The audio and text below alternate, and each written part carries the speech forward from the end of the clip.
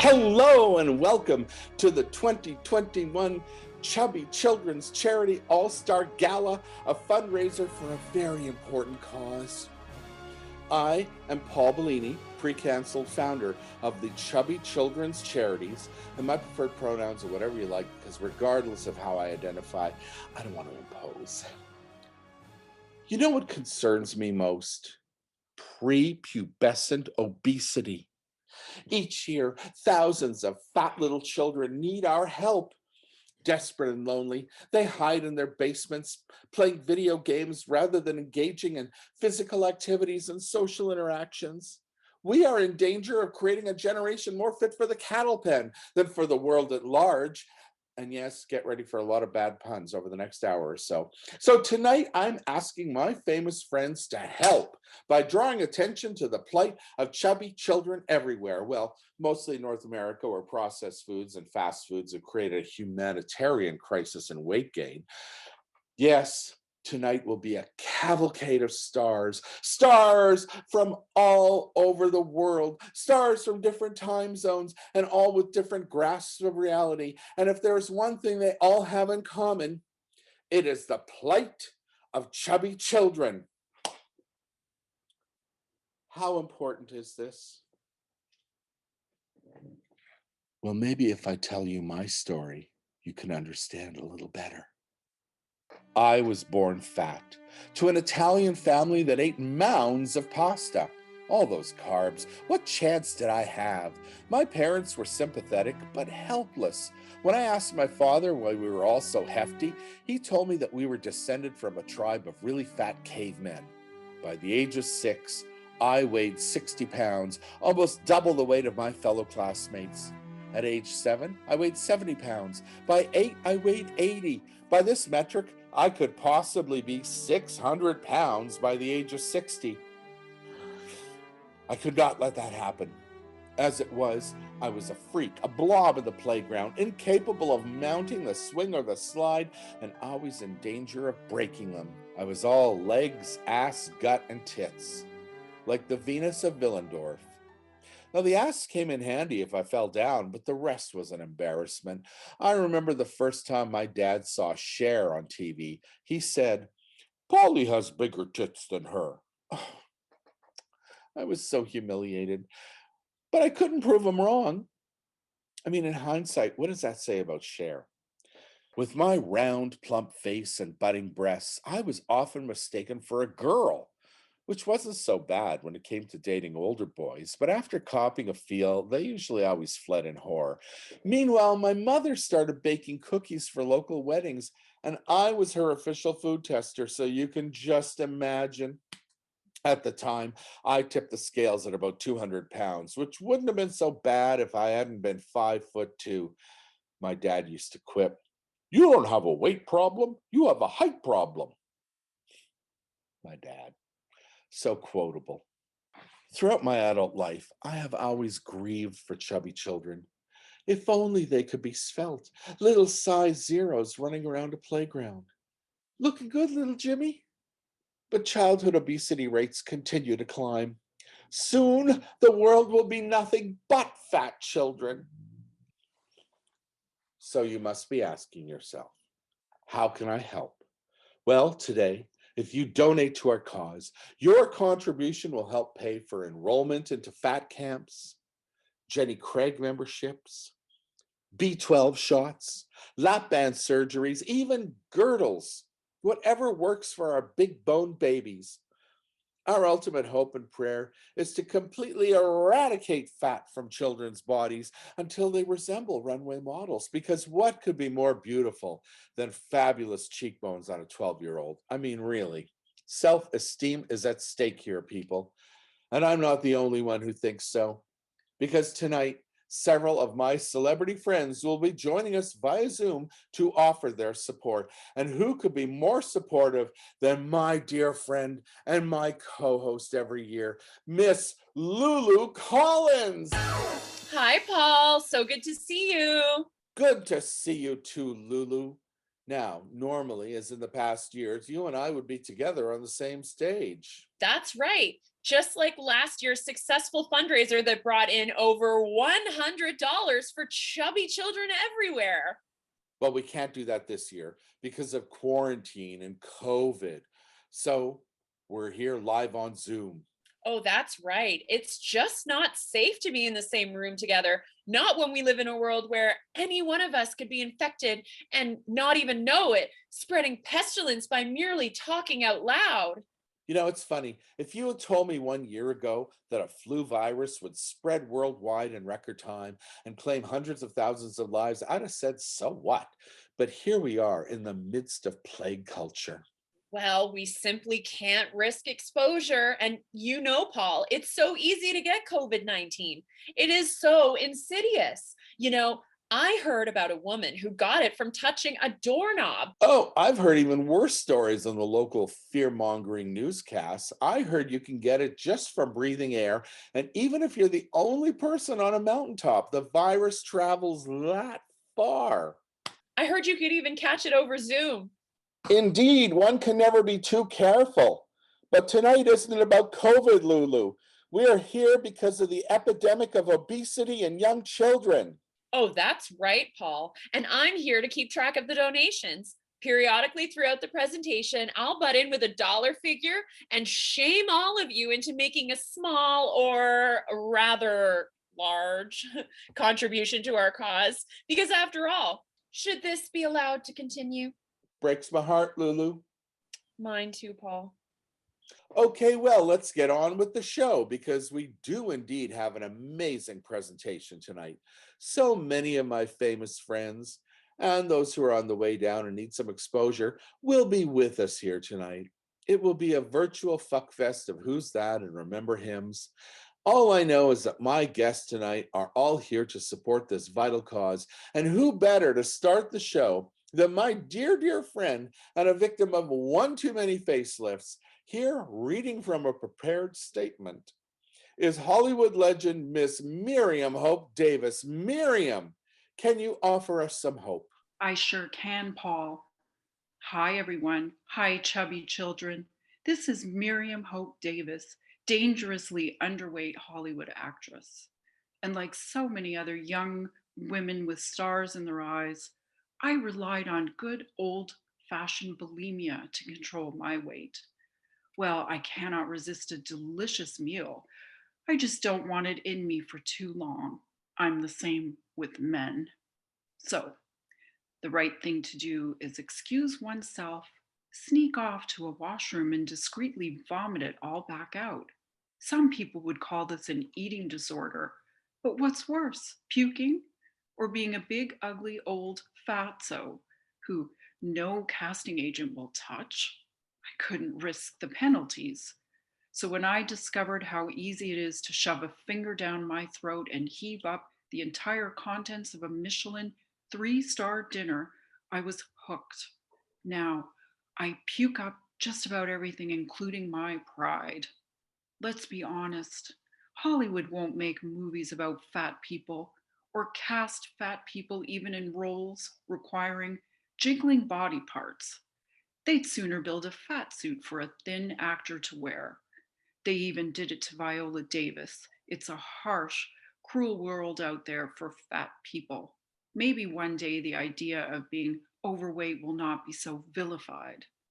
But until then, Hollywood stars have no choice. Do you want to be the next Julia Roberts or the next Gabourey Sidibe? Gabourey who? My case in point. Kids, don't let fat win. These demons can be conquered. That is why I am donating all of my support to the cause. Anything that I can do to help, I will. And Paul, thanks for all the great work you're doing for chubby children. You rock, big guy. Peace out. Thank you, Miriam. Thank you. By the way, I thought you were just fabulous in that movie where you played a spaghetti strand. Oh, so much talent. Our next guest is no stranger to those of you who love popular music. Here's my good friend, Star Ray Tivy. Star Ray. Hi, Paul. Hi, chubby children. Hope you all have been doing well up there in Canada, keeping out of the cold. Brr. Anyway, I've been doing some research and I've found that many Canadian children are being forced to eat whale blubber. That's awful. Those poor whales. Kids, eat a vegetable instead. Anywho, I'm going to do a little song for you today. It's called Vegetarian. Never see a fat vegetarian. You only see ones who glow. You never meet unhappy vegans. They all just shine and glow. And when you bite into a carrot, you must chew it nice and slow. And then drop by a health food restaurant just to say hello. So stop eating animal fat. Stop killing all of my friends. Stop wearing cheesy furs, or an animal might eat you in the end.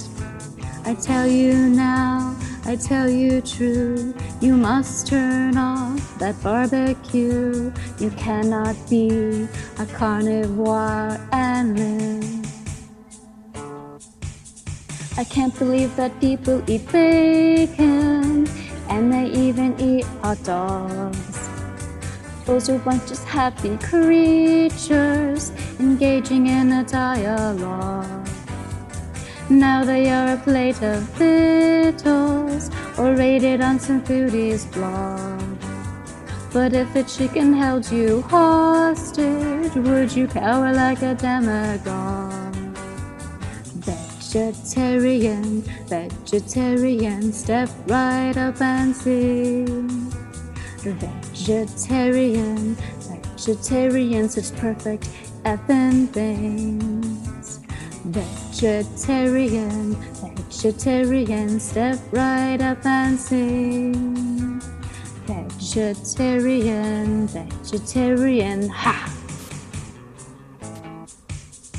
So I hope that I have reached you, made you think without dismay, that you will not eat your brethren, and you act without delay. Nothing worth a pair of eyeballs will appear at your buffet. Let them live and be so healthy, then you are a good gourmet.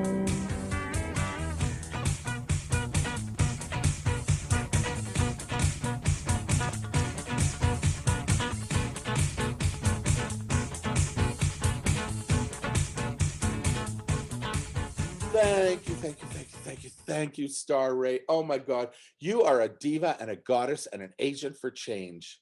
And remember, kids, you are what you eat. Remember, you can follow Star Ray on Twitter, Bitter, and Shitter. She's on all 3 platforms. Up next, someone else with whom you are all familiar with. He is a 2-time Emmy winner and a 2-ton talent. Here is the great Frost McMillan. Hello, Frost. Hey, Paul. Hey, Chubby children. So happy to be part of your fundraiser. Frost, I'm so glad you could take time to be with us today. I heard you were hard at work on a new movie. Indeed, I am, Paul. I play a heterosexual man with a wife and 2 mistresses, and he has to keep them all secret from one another. It's a hoot. Wow, Frost, that's quite a stretch from the endless succession of gay roles you've had play in the past. Well, as you know, Hollywood can now only cast gay actors in gay roles, which unfortunately is very limiting. I really had to campaign hard to get this part. My agent had to lie to the producers and tell them I had an actual girlfriend in high school. Can you imagine? Yuck. Oh, I know. Hollywood has become so rigid in its casting policies. Which is going to be an issue for me, as my next role is as a mass murderer. Ooh, good luck with that one. Now, Frost, you've had your struggles with weight gain in the past. How can you contribute to our cause? It's time we said no to processed foods. Kids, you might not know it, but just 1 teaspoon of Cheese Whiz contains fat, and more fat.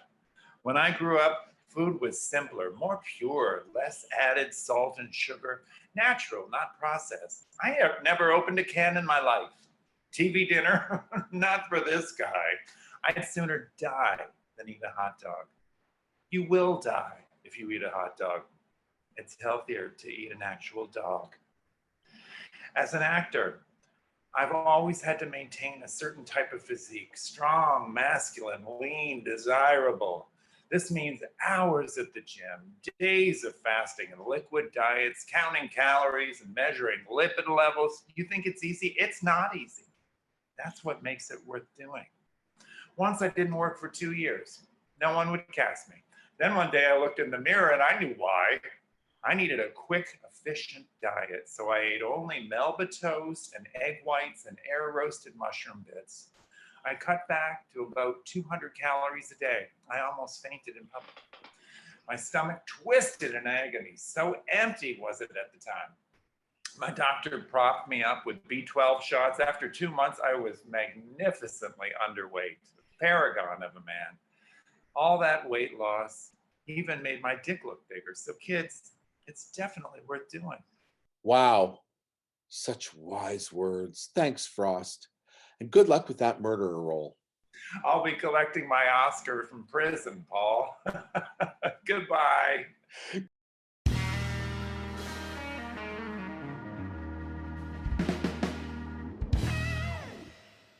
My dear friend Ipamita Jones began her career as a dietitian 10 years ago when her 6-year-old daughter gained so much weight she was mistaken for a Thanksgiving turkey and purchased by a customer at Loblaws.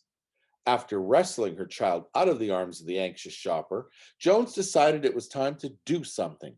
So she wrote the international bestseller, We Need to Talk About Fat Now. Here to lend her support to our worthy cause is Ipamita Jones. Hello, darling. Hello, I'm so happy to be here. Paul, I strongly support your cause. Now, I know you have done so much to help the children. I am so happy that you said that.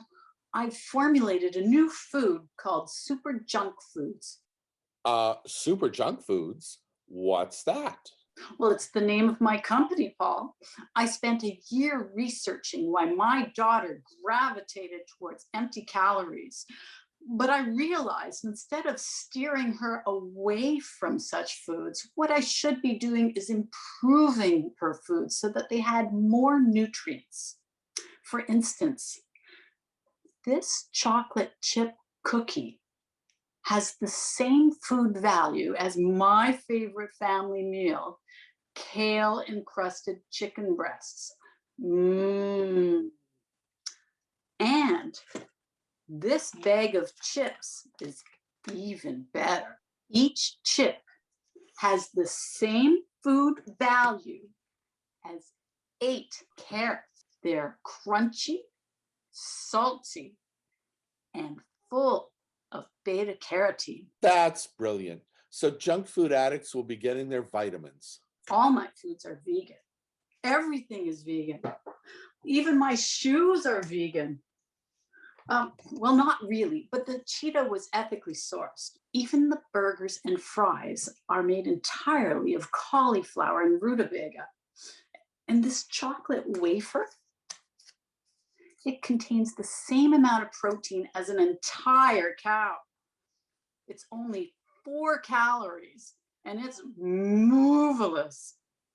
How do you do it? It wasn't all smooth roads. There were a few skid marks.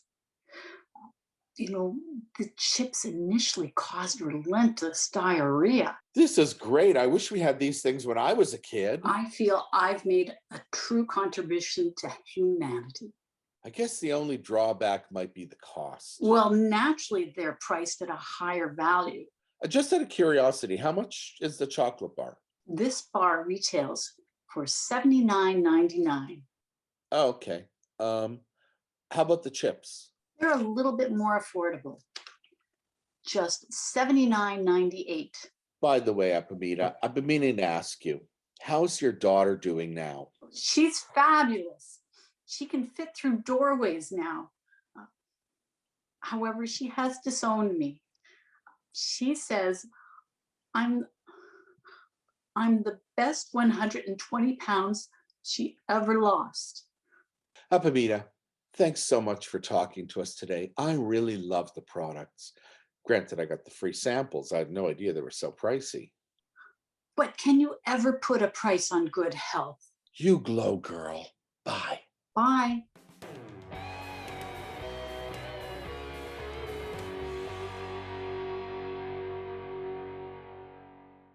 The best part of doing this fundraiser is that I have become familiar with all the good people out there who want to help. A few months ago, a new book called Think Hard: How to Lose Weight Just by Thinking About Exercise was released, and it shot to the top of the charts. Its author, fitness guru Jerry Slade, admits that he himself was a little fatty growing up. But when he reached the end of his teenage years, Jerry had an epiphany: exercise. Except Jerry Slade also admits to being very, very lazy. I mean, so lazy he wouldn't get up off the couch to help his mother as she struggled with the grocery bags. So Jerry did the impossible. He merged calorie burning and muscle building with pure concentration. And by the power of pure thought, Jerry Slade has created Jerry Size, a series of mental calisthenics. Jerry, welcome to the show. Hey, Paul, my pleasure. And I do mean pleasure. I'm the type of guy who believes in wanting a good time. A lot of your book describes how simply by envisioning lifting weights, one can mentally cause one's biceps to develop. Yes, like I literally think about doing 60 reps with a 20-pound dumbbell. And when I'm done, my arms are sore. Like, check it out. Oh, impressive, especially since you describe in the book how as a teenager, you weighed 711 pounds. That's true, Paul. My birth weight was 42 pounds, a record, apparently. My mother was like a strong woman, or else she wouldn't have survived, like giving birth to me. Like, my baby pictures were all over the National Enquirer. Like, maybe you remember the headlines, like, world's biggest baby born and already eating 3 squares a day. I had a huge appetite as a child.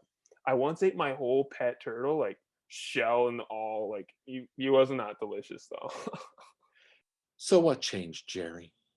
One day while playing hide and seek with some buddies, I got caught in like a tiny space between our house and the neighbors.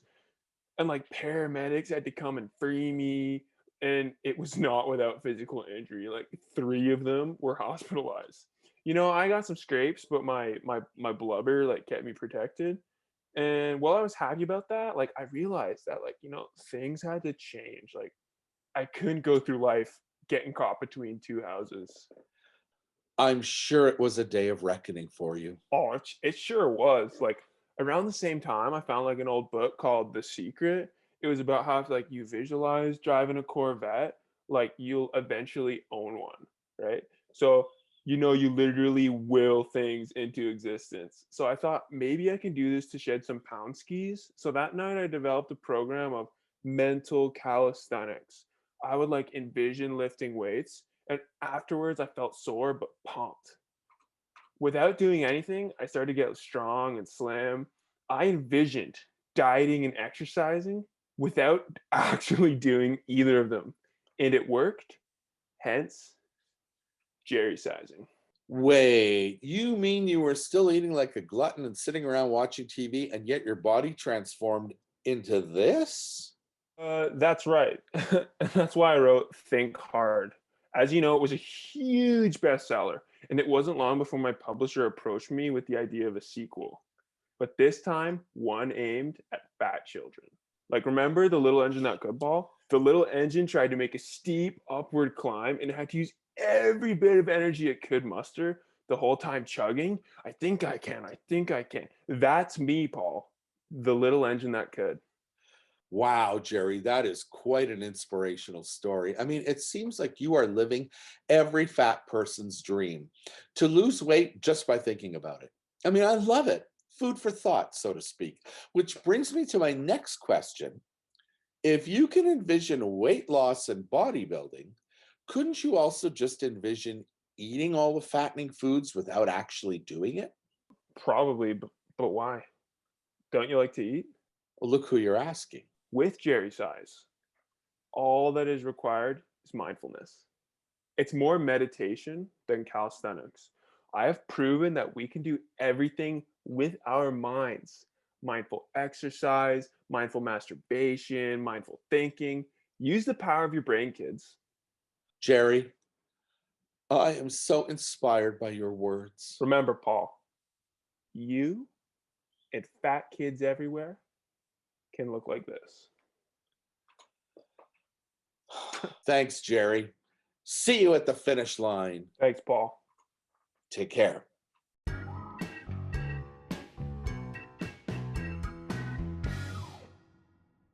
Our next guest is Middle Management Manager and Executive Director of the Executive Directors Association, Racy Bertrell. Hi, Racy. Hello, Paul. So happy that you asked me to be part of this amazing presentation. This is great. Raising money to help fat children lose weight and therefore go on to live an authentic, fully self-realized lives. So important. Now, Racy, you used to run a fashion house for XL children's clothing called Big Big Kids. Yes, at our prime, we had XL, XXL, and XXXL. But that last line had to be dropped when we received a complaint from an anonymous employee who felt that it hurt her to be reminded of her porno past. Really? That's selfish. Selfish? At first I thought maybe we should just rebrand and call it Super XXL. But that change would have cost millions. Of dollars? No problems. All our clothing tags are made in China. It would have been a nightmare to have to explain all this to the Chinese. Really, it was easier just to shut down the entire works. So you gave up Big Big Kids? We had to. We encountered a lot of problems from this one man, a gelatinous creature who headed up the HR department. HR, always trying to bore the discrimination out of all of us. HR, where the obvious is stated endlessly in a lectury tone and everything is taken literally. HR, where even Jesus wouldn't measure up. I know a woman who contacted the HR department to complain when some coworker farted.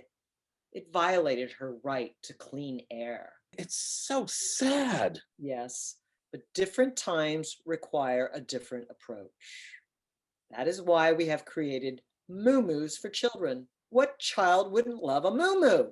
They're roomy, they're gorgeous, and they come in a variety of styles and patterns. Oh, that's great. We could have a whole generation of school kids running around looking like Alan Carr. Racy, the work you do is so important. Those poor little things might certainly be doomed to a life of not finding clothes that fit. And what does fit them often looks like leftover tents or comforters with sleeves. And that's why I think moo-moos for children is so important. These beautiful caftans will improve the self-esteem of all the little kids who wear them. It's a dream vision for the future, Paul. I hope to have the line ready for next year's fundraiser. And sadly, next year, we will still have to do a fundraiser because Chub on Children does not show any signs of going away. Neither is HR, those fuckers. I love you, girl. Love you too, Polly.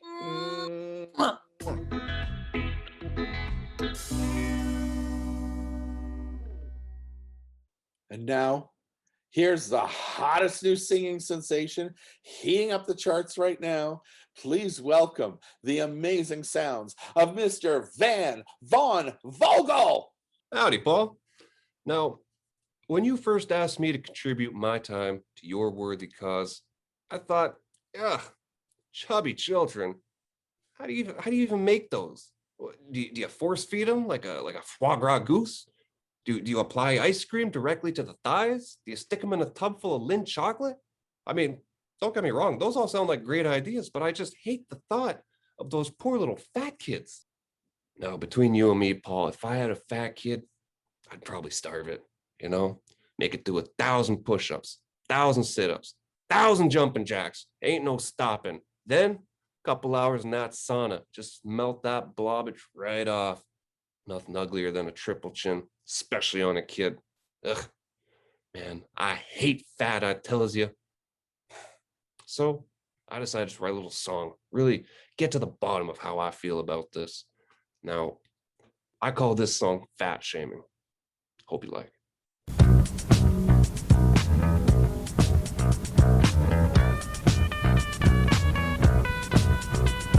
Let's all get fit and do our bit to make the world a thinner place. Let's all drop pounds and look around and see a much nicer looking face. I had a fat mom, butt of the jokes. She had a tumor and serious strokes, but she never fed me. She kept me so lean, and now I'm nothing but really, really mean. Fat shaming, come to grips. I am blaming popping chips. Junk food kills, it gives us sales. We better start taking those diet pills. Fat shaming, come to grips. I'm blaming popping chips. If you're a fat boy, you are nobody's toy. If you're a fat girl, you are nobody's pearl. Fat shaming, come to grips. I am blaming popping chips. If you're a fat man, you're as good as a ham. If you're a fat lady, you belong in a circus. Fat shaming, fat shaming,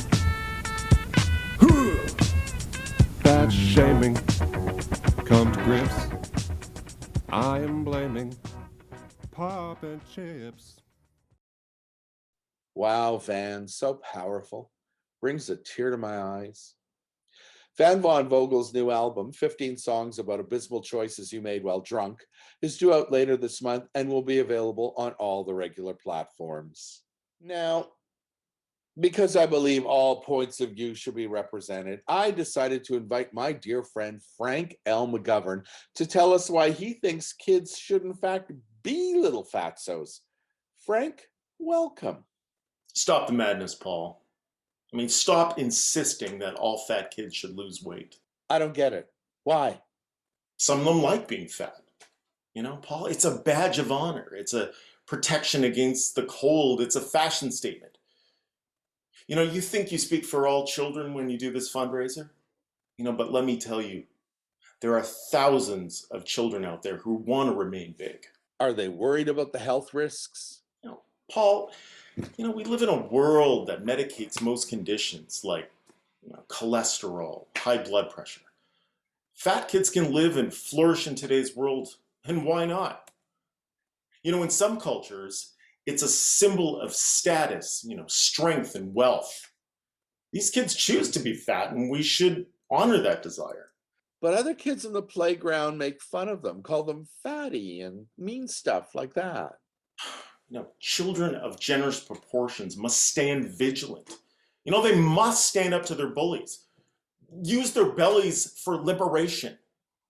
You know, they need to make fat bodies a desirable thing. You know, make fat cool. You know, a good example is the bear movement in the gay community. Fat guys were tired of being ignored by all the shirtless guys with six packs in the gay clubs. So they started a magazine and called it the Bear Movement. Now bears are cooler than hot guys. You know, they even have their own porn. You know, fat kids need to learn that they are not obscene, that they can't be placed in the corner like, you know, Baby in Dirty Dancing. Strong words, Frank. It's time for someone to speak out in favor of fat-ass toddlers. You know, we need them, Paul. Don't sweep them under the very large rug. Wow, I'm almost in tears. Oh, I wish someone had said all this to me when I was a kid. Me too, Paul. Me too.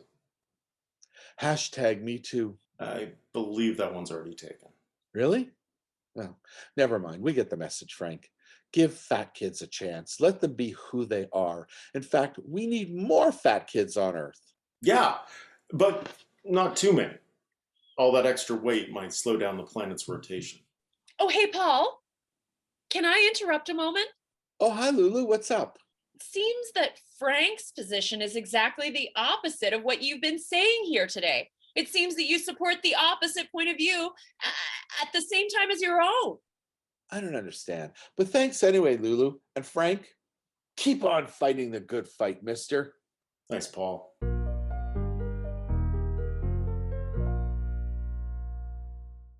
Wow, Lulu, I think you have to admit, we've been exposed to many heavy points of view tonight, no pun intended. It seems that chubby children are controversial. Not everyone thinks they're hilarious, but here is someone who does think so. He has to. He's a professional children's entertainer, Eggy Plop Plop. Eggy, welcome. Hey, Paul, I'm so happy to be here and not yelling at 6-year-olds. Oh, work's tough these days? You know what? I show up at the gig, I get underpaid, and I get blamed if the party turns to crap. Surely you must feel some pleasure in entertaining children. Don't get me wrong, Paul. I love kids. I have 3 myself, but children are a very demanding audience. People don't know this. They can smell a bad joke from a mile away, and they hate impressions. I went to clown school for 10 years and that's all I learned. I'd get out and do my Gilbert Gottfried. Hey children, I'm Gilbert Gottfried. But none of them have seen The Lion King. They do not get the reference. I did a tone perfect Lizzo the other day and got booed off stage. Full twerk and everything. In your experience, how do fat kids mix with regular kids? Fat kids aren't always the best audience because they're paying attention to the snacks.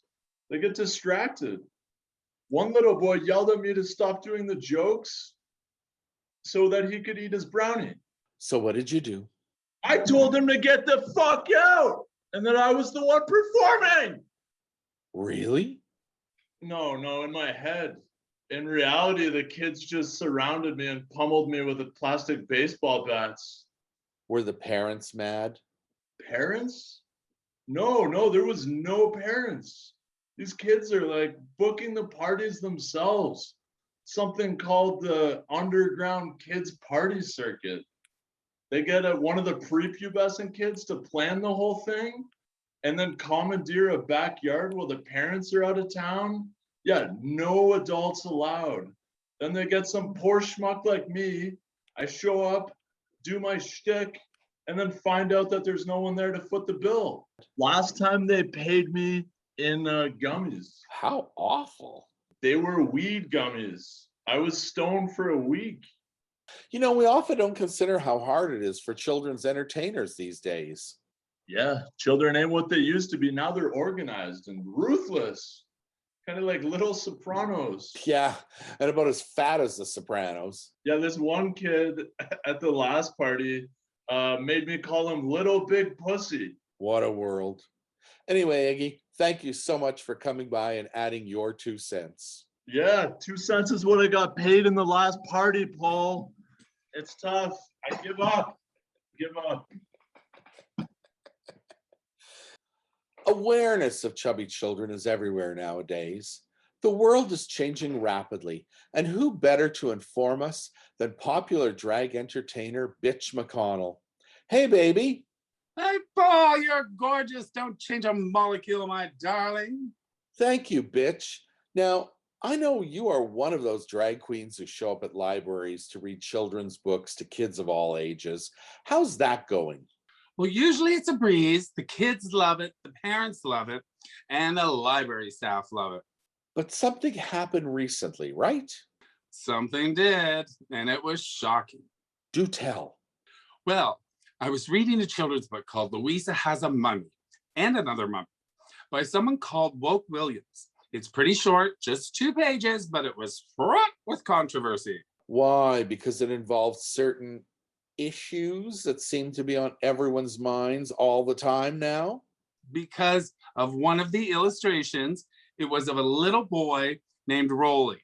And Rolly was a plus-size little boy. You could see the illustration. He had a little belly and these fabulous little breasts you could fit inside a champagne glass. So what was the controversy? One little girl was furious. Why? She felt it represented male dominance, a white power structure, and was dismissive of First Nation concerns. She lectured me for a whole half hour. Ironically, her name was Greta. What did you do? I kept saying, ooh, okay, yes, right, I see. I'm thinking deeply about what you were saying, that sort of thing. Eventually, my mouth got dry. I bet it could have gotten even worse. Oh, it did. Then someone else stood up and accused me of culturally appropriating female traits. And what business did I have of doing this? And how dare I use this particular brand of makeup, which is manufactured by colonists? It was scalding. How did it end? I was so nervous, I leaned forward and spontaneously threw up on the floor. Everyone screamed and fled. I cleaned it up with the help of the librarian, and now he and I are dating. So it's a happy ending. Will you ever go back? Oh, honey, I'm going there as soon as this is over. If you think I'm going to let one little kid get in the way, think again. It's a captive audience, and besides, they tip better than the straight girls and the gay boys. Toodaloo!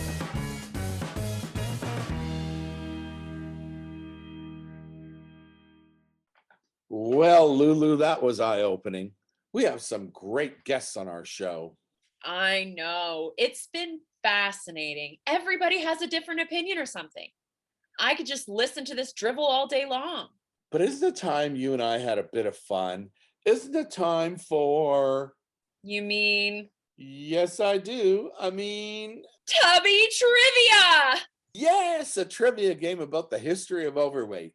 Are you ready to play? I sure am, Paul. I'll be the host. And I put on my thinking cap. Name 10 famous diet plans. Easy. Weight Watchers or Waist Watchers, whichever. Jenny Craig, Nutrisystem, Atkins Diet, the Paleo Diet, the South Beach Diet, Fit for Life, Dr. Bernstein, the Cabbage Soup Diet, the Keto Diet, Dr. Pritkin's Diet Revolution, Slim Fast, The Zone. Does veganism count?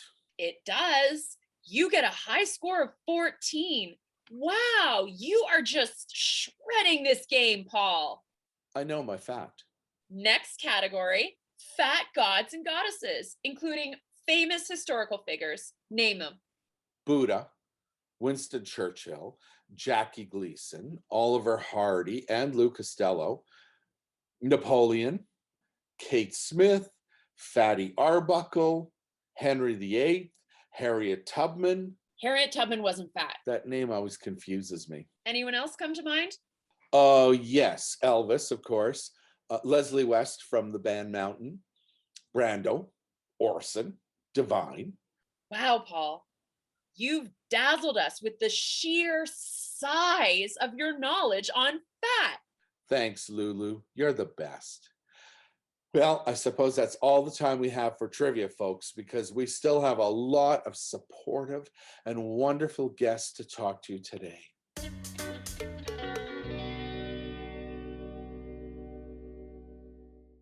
Now it's time for a different opinion.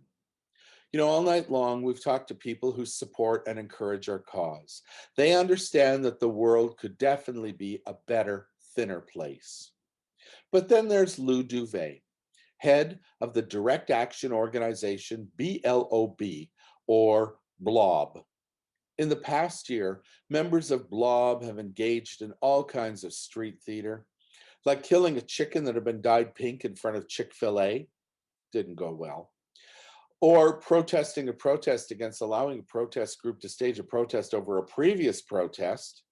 In the past year, BLOB have been everywhere. Its logo painted on the sides of buildings and worn on trendy red baseball caps all across the country. BLOB has left its mark. But what does BLOB stand for? Lou, welcome to the show. So now it's a show. A few minutes ago, this was a fundraiser. No, sorry, it still is a fundraiser. I should have said, welcome to the fundraiser. So now you decided to use me to raise money for another one of your helpless causes. Helpless? Come on.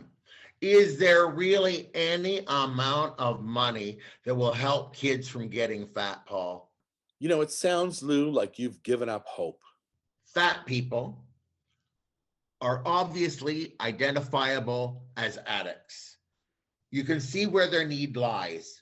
It certainly isn't sex. But lots of fat people have active sex lives. The fat little Italian is a cliche.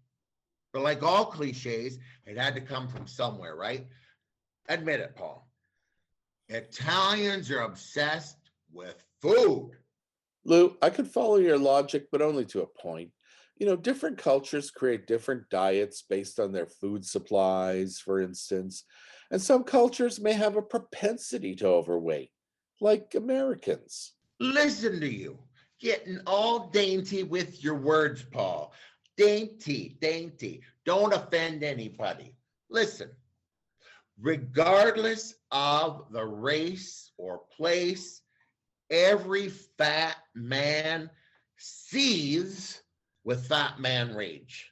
I've done it in the past, though. I once lost 85 pounds. Well, I bet you looked weird. I did. Inordinately large skull kind of vibe. And I still couldn't take off my shirt in public. Too saggy. And then you ate it all back, didn't you, Paul?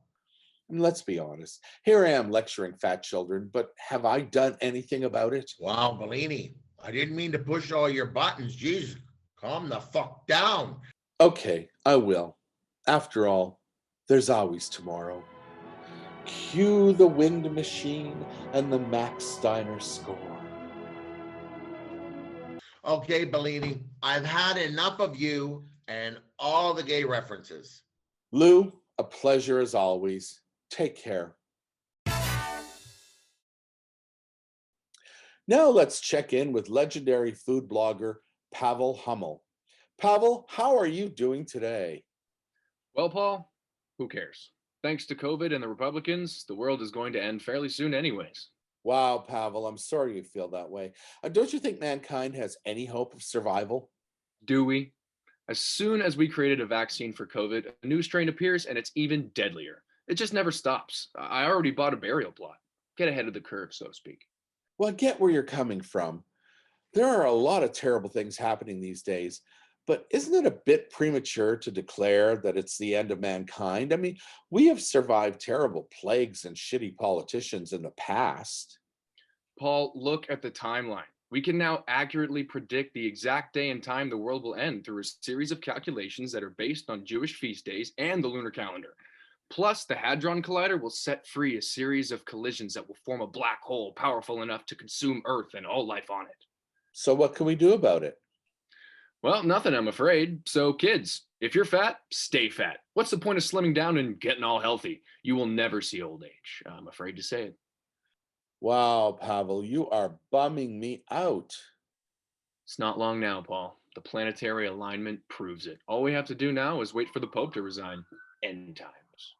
I understand your fears, Pavel, but I worry that focusing on end times will make us lazy and unresponsive to the here and now. I mean, are we supposed to just give up on climate change? And how could we go on living in a world where children are becoming like the fat people in Wall-E? What does it matter? All we are is consumers. No one sees us as people anymore, as individuals with dignity. They only see us as dollars with greed and need. In fact, from now on, I won't even use the word people any longer. I will replace it with the word consumer. Curse of the cat consumer, ordinary consumers, the consumers that time forgot, ruthless consumers. Consumers, very special consumers. You get the idea. So cynical, Pavel. I can't say I share your despair. Really? Well, what's so great about your life, Paul? Well, not everything in 2020 was bad. For instance, I finally became a meme.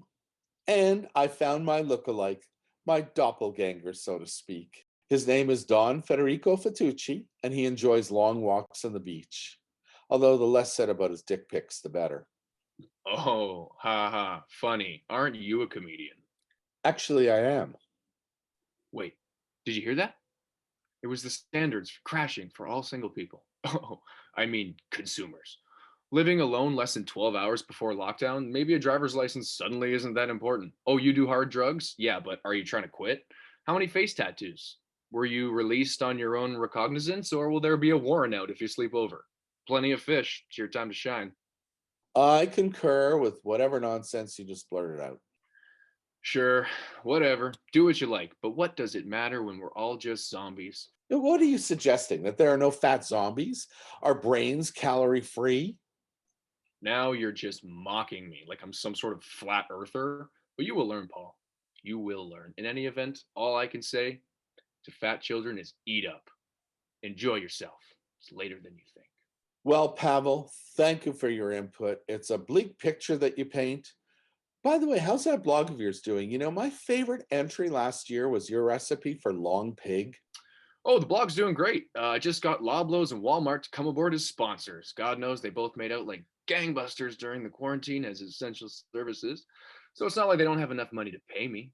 Believe me, I enjoy all the free shit that they send me. I haven't had to pay for a cut of beef or giant prawn in ages. Check out my new column, Vol-au-Vent, the dinner you can make for one. So even though the world is ending, you still write about food every day. Don't be stupid, Paul. We'll always have to eat. Even zombies have appetites. Thanks, Pavel, and Godspeed to wherever the hell you're going. I don't feel that we've sufficiently covered the topic without speaking to a real expert. Julie Popovich is a local news anchor who studies obesity in her free time, sort of like a hobby. Julie is also a close personal friend who is just a little too darn busy even to have lunch with me these days. It is fair to say that she is well versed when it comes to the shocking statistics on obesity. Julie, tell us the facts. Thanks, Paul. As of today, experts say that more than half the world is dangerously overweight. Statistics show that over the last century, obesity levels have risen to epidemic proportions, currently peaking at 70.3% of the entire population. It seems like heft is everywhere these days. Yes, Paul. Worldwide obesity has nearly tripled since 1975. And now details emerge amidst growing concerns that allegations of impropriety in how food is manufactured and digested could impact future growth of both the populace and food industries themselves. Wow, Julie, those stats are damning. And they show no signs of changing, Paul. Despite growing concerns that among children between the ages of 1 and 9 years of age, 17.2% were considered to have obesity. So what can we do? There are 650 million fat people on Earth right now, Paul. Might as well start building little cattle pens in which to house them. This is shocking news, Julie. Who knew fat could be so damaging? I just thought it ruined my chances to get laid more often. Julie, you have been eye-opening today. Thank you for the information. What's next for you? Well, Paul, as of today, I'll be stepping away for a bit. Stepping away? Isn't that code for fired? That is correct, Paul. Really? Why? Well, Paul, I, threw a cup of coffee at an assistant. To be fair, he was an idiot who mixed up the traffic report with the weather report, so nothing I said on the air that day made any sense. And then he tried to apologize at the coffee station in the break room. It was there that I just lost it. Well, at least now you'll have time for our lunch. But not coffee, obviously. Little joke there. Call me sometime, Jewel. Call me. Will do, Paul.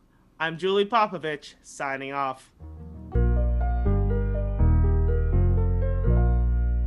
You know who I haven't heard from yet? My dear old friend and globe-trotting stand-up comedian, Ignaz Blitz. Iggy, how you doing? Hey, cheers, Paul. Should we be talking? I don't see a contract. This is a fundraiser, Ig. In theory, big stars like yourself donate your talents to the cause, which in this case is childhood obesity.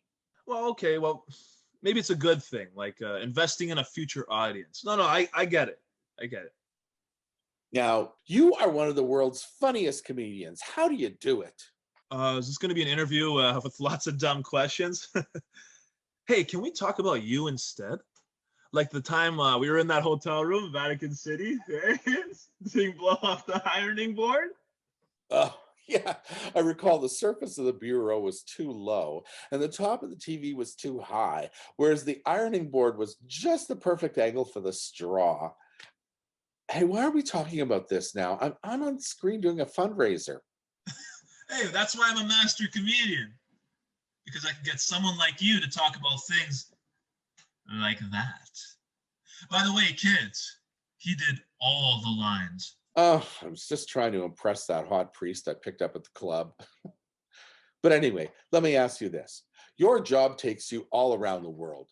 You've even done English language stand-up in countries like Armenia, Angola, and Azerbaijan. How do you do it? There are English-speaking people in every country, Paul. And they all want to hear some great comedy. And even audiences, they don't understand words, but they love me because I'm a physical comic, right? I do faces on stage like, and little mimes, right? Like about how I get the toothpaste that won't come out of the tube correctly, like I'm jacking a cock, right? They get it, Paul. Comedy is an international language. And in all your travels around the world, what have you noticed about the children? That they aren't at my shows. I do bars and clubs, not playgrounds. Well, I guess what I'm asking is, are the kids in Bhutan, Bolivia, or Brunei on the big size? Never noticed. But I can tell you that the women in East Timor rock. $5 for 3 prostitutes all week, you can't go wrong, man. I'm definitely going back. Ignatz, what is it about comedy that people love? It seems that everyone likes to make fun of somebody else, right? It's human instinct. And everybody on earth loves dick jokes, even people in Guinea-Bissau, right? I just stand up, straight up, pretending to be like an erect wiener, and everyone's pissing their man-jack dresses. That's their native cloth. But I think it's not that comedy is universal language, so much as mean-spiritedness. Comedy is about losers, and losers exist in every culture. I mean, just look at you. I'm a loser? Oh, and to answer your previous question, no, there aren't a lot of fat kids in Panama, Paraguay, and Papua New Guinea. Chubby children, as you call them, are a first world problem. Appalling. What can we do about it? Well, how the F would I know? Listen, Paul, I gotta go. I got a tour booked. Going off to Senegal and Serbia and Sierra Leone. It's gonna be crazy. Hey, would you like me to bring back any souvenirs? Yeah, maybe more of what was on that ironing board that night. You're the fattest, Paul. You know, they have a saying in Tanzania, don't eat your anger. You know, they're so focused on good health. I love it there, man. I always get laid. Safe travels, Ignatz. Hey, peace to you, Paul. Ciao, wait.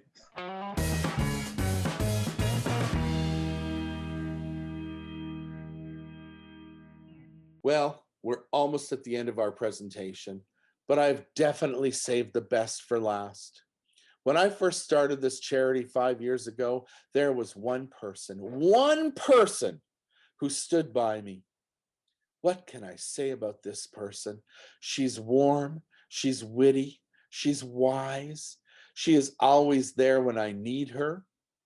She led the way by getting a lap band and then telling me all the horror stories so that I wouldn't even think about doing the same thing. We laughed talking about Carney Wilson getting her jaws wired shut. We were thrilled whenever any actress or supermodel had a rib removed. We loved bulimia stories. I mean, we've both been up and down the scales 100 times together. Oh, how we've laughed. I know her as old Merm, but the rest of the world knows her as the one, the only, Miss Sophia Blockhart. Hello, darling. Oh, you look amazing as usual. Kisses. Merm, you old so-and-so. I love you, girl. Oh, you know, it just occurred to me that if I were there in that room with you right now, I know what I would do. I would just walk right on over and give you a big bad hug.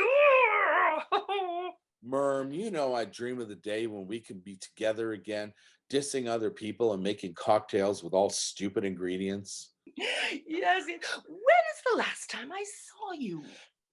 It was at your show in Guelph. Guelph? Where the hell's that? I don't remember any Guelph. What? It was just a few months ago in that dressing room with the picture of Marilyn Monroe painted on the back wall. Oh, that's right. Yes, I threw my drink at it. Fun times. So, what can I do for you today, my love? Well, you're on my annual fundraiser. What fundraiser? Where? What? When did I agree to do that? It's my annual Chubby Children's Charities fundraiser, Merm. Oh, that dopey fat kid thing that you do as a tax write-off. Marvelous, marvelous. Well, hello, little boys and girls whose thighs rub together. Oh, I could just picture all of those rosy cheeks. Merm, are you honestly telling me you don't remember about my charity work? No, darling, no, it's fabulous. I took your advice. I've been, well, these two weird little writers, they've been creating a charity for me to be god of. I think we're going for potable water in impoverished villages and indigenous communities, something like that. I don't know. It could be a gold mine. Merm, I know you've come today prepared to sing a song. I can't wait. Yes, well, of course, my darling. And I know all the words. We practiced and practiced until it sounded a little less sloppy. But I just know you're going to love it because you love all sorts of atrocious things. Like Kevin Spacey movies, for instance. What's the song called, Merm? It's called Mad Diva's Love Nest in A flat. Or maybe it's in B minus. I'm not sure if that's the key or if that's the rating given by Entertainment Weekly. Regardless, hit it, boys. Scandal sheets ripped from the headlines, all the rage. And here's what's more. Mad Diva lands inside a love nest, picks her face up off the floor. Sensational stabs at attention. I'm quite a pain, but I'm not a bore. My persona's a subtle invention. Who best to keep score? Mad Diva soars like a rocket. Mad maybe, but then there's this. Why grieve a tongue in the socket? Mad Diva just can't miss! Give me footlights, give me powder, give me bisque and give me chowder. Give me volume, make me louder. Hack jobs I abhor. Not just a queen, but Lady King. I reach around and grab brass ring. I win awards, receive applause. But if you boo, out come my claws. And if you're out so late at night and find you're lost and catch a fright, just call my name, but I won't be there. You're on your own, baby. I'm doing my hair. I'm making time now with chorus boys. Even the gay ones, they bring me joy. And I should mention my new invention. With bold intention, Mad Diva soars. Where's my Grammy? Where's my Tony? If I don't win them, they're just baloney. Have you had enough of me yet? I'm coming for your babies, baby! Yeah! Mad Diva soars! Yeah!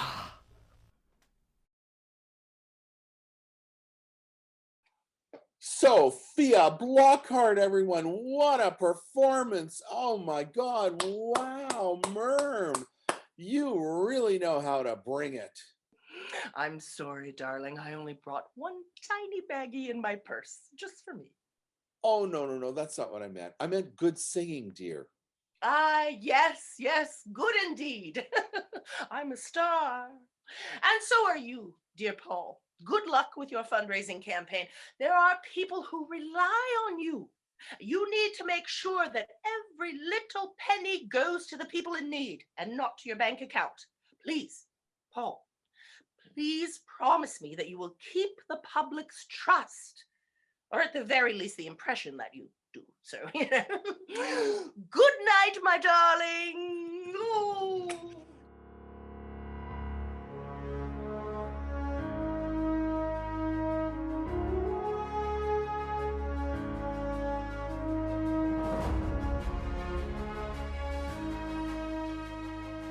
Lulu, still with us? Yep, still hanging on. It's been a long show, but I'm pleased to announce the total funds we've raised. Oh, great. Like when Jerry Lewis used to do the big reveal and show how many millions he raised for muscular dystrophy. Just like that, I'm ready to announce the sum total of all the funds raised tonight is 0. 0? How can that be? Don't people care about fat children? Uh-oh, my bad. I forgot to turn it all on. What all? The banking info, the chat function, the email account, everything. Shh. Sorry. Lulu, you're fired. Paul, no. Look at it this way. Maybe we didn't raise any money, but you raised something even better. Awareness. Awareness? Yes. Now everyone knows about the plight of fat children. The cat is out of the bag. The word is out. Hear ye. Hear ye. I guess you're right. After all, it isn't just about dollars and cents. It's about love. It's about showing these kids that we are there for them, at least in a symbolic way. It says to everyone else, hey, these kids count. Love them. Whether they want to lose the weight or whether they want to stay chunky, love them. They count. And now, I'd like to say something just to the chubby children out there. Kids, I'm one of you. I feel your pain. I understand your difficulties. But just look at me. I grew up and became successful, so yes, tubbies can triumph. I mean, who knows? Maybe one day, fat people will rule the world. Considering the average North American diet and growing obesity rates, this isn't even an unrealistic prediction. It's a given. So just wait your turn, kids, and one day the whole world will line up to kiss your big fat ass. Oh, so sweet. I am Paul Bellini, signing off for yet another year. Please join us 1 year from now for another spectacular fundraiser for the Chubby Children's Charities of Canada. Good night.